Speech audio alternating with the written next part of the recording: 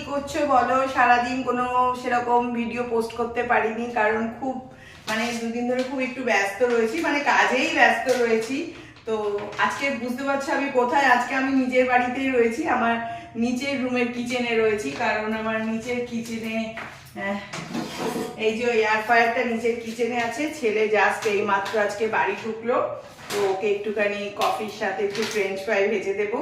তো এটা তো তেল ছাড়াই আছে, শুধু জাস্ট একটুখানি অলিভ অয়েল দিয়ে মাখিয়ে এয়ার ফ্রায়ারের মধ্যে দিয়ে ওকে একটু ভেজে দেবো। আর তারা আমার নিচের কিচেনটা দেখাচ্ছি তোমাদেরকে। এখানে একটা সুন্দর আমার শোকেস করা রয়েছে, দেখো তোমরা। এখানে সব কিছু আমার মানে সেরামিকের জিনিস টিনিস সব কিছু সাজানো থাকে এটার মধ্যে এখানে। আর এখানে খুব একটা আমি রান্না বান্না করি না, কারণ এখানে বিশেষ করে আমি ঠাকুরের কাজকর্ম করার জন্য রেখেছি, মানে ঠাকুরকে যদি একটু ভোগ টোগ দিই, সেই কারণেই এই নিচের কিচেনটা মোটামুটি আমি এখন আপাতত রেডি করে রেখেছি। পরবর্তীকালে কি করব জানি না, কারণ উপর নিচ করতে কষ্ট হবে, তখন হয়তো নিচেই রান্না করতে হবে। আর মোটামুটি এখন ছেলেকে কফি করে দেবো, এই মাত্র জাস্ট 9:15 ঘরে ঢুকেছে ও। তো এখন একটু এয়ার ফ্রায়ারে ফ্রেঞ্চ ফ্রাই ভেজে দেবো, সেরকম কিছু ভিডিও করতে পারছি না।